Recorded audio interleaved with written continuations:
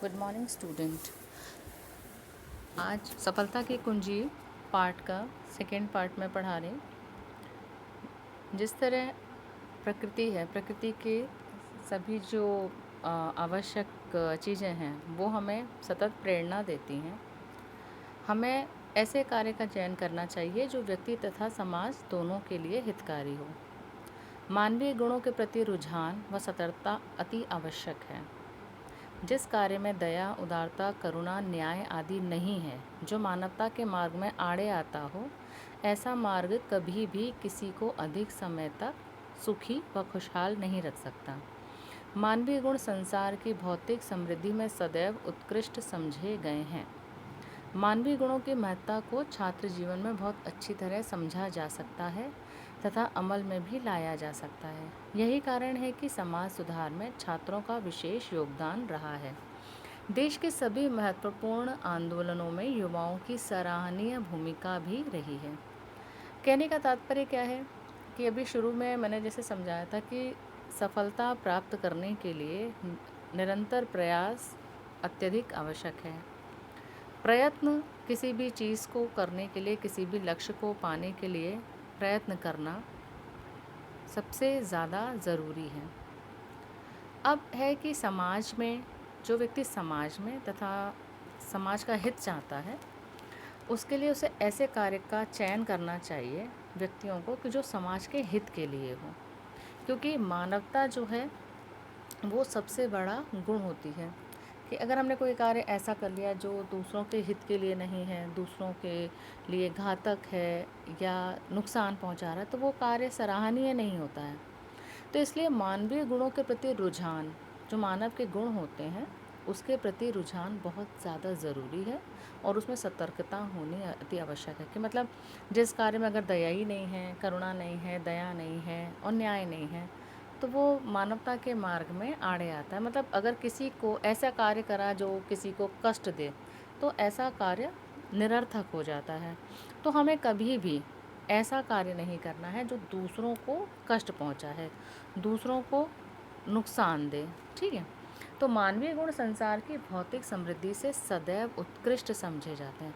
मानवता का गुण सर्वोपरि होता है। मानवता क्या होती है कि मनुष्य मनुष्य के हित के लिए कार्य करे, बल्कि उसके नुकसान के लिए कार्य ना करे। और मानवीय जो गुण होते हैं वो छात्र जीवन में, जब व्यक्ति युवा होता है, छात्र होता है, उस समय ये गुण उसको बहुत जल्दी समझ में आते हैं और वही छात्रों का इसमें विशेष योगदान रहता है।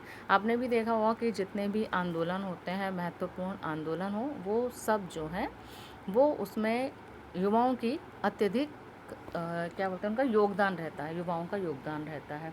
तो इसलिए युवाओं की भूमिका सर्वोपरि होती है।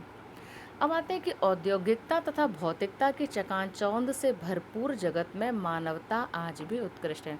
अभी आप लोग देख रहे हैं ना, जैसा समय चल रहा है, तो इसमें देखिए आज मानवता सर्वोपरि है। लोग एक दूसरे की मदद कर रहे हैं, गरीब हो चाहे अमीर हो, सब किसी न किसी तरीके से एक दूसरे की सहायता कर रहे हैं। तो कहीं ना कहीं मानवता सर्वोपरि है। अगर मानवता के गुण नहीं होते तो लोग आज एक दूसरे की मदद ना करते।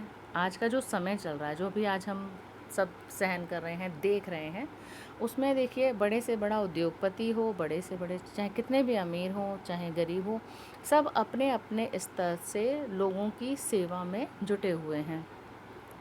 तो औद्योगिकता तथा भौतिकता की चकाचौंध से भरपूर जगत में मानवता जो है आज भी उत्कृष्ट है और मानव सेवा से बड़ा कोई दूसरा कार्य नहीं है। और कहा भी जाता है कि संसार का कोई भी कार्य छोटा नहीं होता यदि उसका आधार मनुष्यत्व है।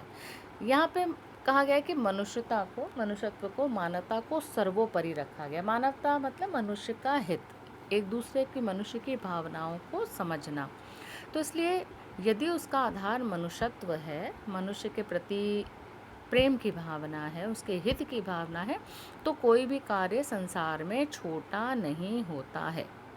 और यदि अपने लक्ष्य की नींव सदैव आदर्शों पर रखनी चाहिए कि अगर हमने कोई लक्ष्य बनाया है तो उस लक्ष्य का हमारे जो है उसको आदर्श होना चाहिए। कि निरर्थक लक्ष्य जो है वो हमारे लिए घातक होते हैं, उसका कोई प्रयोग नहीं होता है, वो हमारे लिए हितकारी नहीं होते हैं। किंतु लक्ष्य निर्धारित करते समय कभी भी अत्यधिक महत्वाकांक्षी नहीं होना चाहिए। कि मतलब महत्वाकांक्षी क्या होता है कि उस कार्य को करने के लिए हम किसी भी हद तक चले जाएं, तो वो चीज़ भी गलत हो जाती है। लक्ष्य बनाइए, लेकिन लक्ष्य ऐसे बनाइए उसमें अपने आदर्श जो हों, आदर्श भी निश्चित कीजिए। निरर्थक अति महत्वाकांक्षी लक्ष्य की उस लक्ष्य को पाने के लिए पता चले कि हम किसी भी हद तक चले जाएं, वो चीज़ भी गलत है। अपनी परिस्थिति, योग्यता, क्षमता एवं प्रतिभा का उचित आकलन किए बिना लक्ष्य निर्धारित करने वाले व्यक्ति का सफलता प्राप्त करना दुस्साध्य है।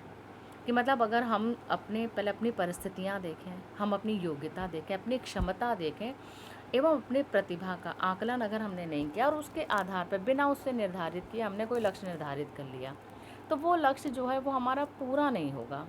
ठीक है, उसको पाना जो है वो दुस्साध्य हो जाएगा, मतलब उसमें हमें सफलता नहीं मिल पाएगी। यदि ऐसा हो तो हर व्यक्ति अब मान लीजिए हम में कवि के गुण नहीं है, हम कविता नहीं कर सकते या हम अच्छा खिलाड़ी नहीं है, लेकिन हमने कहा नहीं हम तो क्रिकेटर बन जाएं, क्योंकि लेकिन हमें बैट पकड़ना नहीं आता। अब हमें शब्द लिखने नहीं आते हैं, शब्दों का चयन करना नहीं आता, लेकिन हमने कह दिया कि हम कवि बन जाएंगे। वैज्ञानिक हैं, हम बहुत बड़े वैज्ञानिक बनेंगे, लेकिन हमें कुछ आता ही नहीं है, पेंसिल पकड़नी नहीं आती और हम कहें हम चित्रकार बन जाएंगे।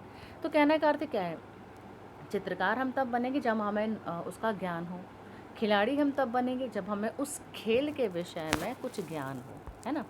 अब मैं कहूँ मैं खिलाड़ी बन जाऊँ, मैं क्रिकेटर बन जाते बहुत अच्छे, लेकिन अगर हमें बैट ही पकड़ना नहीं आया तो हम क्या खिलाड़ी बन जाएंगे। तो हमें क्या करना है कि हमें अगर अपना लक्ष्य बनाना है तो सबसे पहले क्या है कि अपनी परिस्थिति देखिए, योग्यता देखिए कि उसमें हम कितने सहज हैं। अगर हम उस जगह सहज नहीं हैं, हमारी क्षमता, हमारी प्रतिभा उस खेल के प्रति या उस लक्ष्य के प्रति, यहाँ पे लक्ष्य की बात है, उस लक्ष्य के प्रति अगर हम वो मेरा लक्ष्य है ही नहीं तो हमें बेकार है, हम उस लक्ष्य को निर्धारित करना हमारे लिए व्यर्थ हो जाएगा। तो जिस प्रकार प्रत्येक पदार्थ का अपना गुण होता है, उसकी अपनी उपयोगिता होती है, उसी प्रकार मनुष्यों में भी है। यहाँ किसी प्रकार की तुलना करना तर्क संगत नहीं है। अतएव उसी मार्ग को चुनो जिस पर चलना संभव हो, कि मतलब उसी मार्ग को अपनाओ जिसमें हम चल सकते हैं। अब हम डॉक्टर तो बन नहीं सकते या इंजीनियर नहीं बन सकते, लेकिन हमने क्या है कि हमारा, जैसे अब आपने कहा हम लोग बहुत से बच्चे कहते हैं हम डॉक्टर बन जाएंगे, हम इंजीनियर बनेंगे, लेकिन क्या है, डॉक्टर इंजीनियर बनने के लिए भी तो आपके पास उतनी आपकी एबिलिटी होनी चाहिए, आपकी क्वालिटी होनी चाहिए, आपको उतना कुछ आना चाहिए। अब आप मान लीजिए आप साइंस आपका अच्छा नहीं है, आप नहीं कर पा रहे हैं, लेकिन आपने कोशिश की, लेकिन फिर भी अगर आपको लगता है कि हम नहीं कर पाएंगे तो उस लक्ष्य जो है वो आप उस तक पहुंचने के लिए बहुत मेहनत की ज़रूरत पड़ जाएगी, वो दुस्साध्य होगा, मतलब उसको पाना जो है वो काफ़ी कठिन हो जाएगा।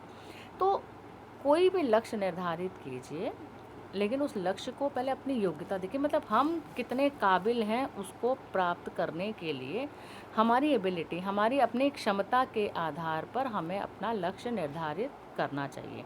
इसलिए उसी मार्ग को चुनना चाहिए जिस पर चलना संभव हो। अब आते कि सफलता प्राप्ति के लिए यह भी आवश्यक है कि आप अपनी शारीरिक व बौद्धिक शक्तियों का अधिकतम प्रयोग करें। हमारी शारीरिक क्षमता कितनी है, हमारी बौद्धिक क्षमता कितनी है, उसका उपयोग भी हमें करना चाहिए। अपने जीवन की डोर दूसरों के हाथों में सौंपने वाला, दूसरों के सहारे बैठने वाला व्यक्ति कभी सफल नहीं होता।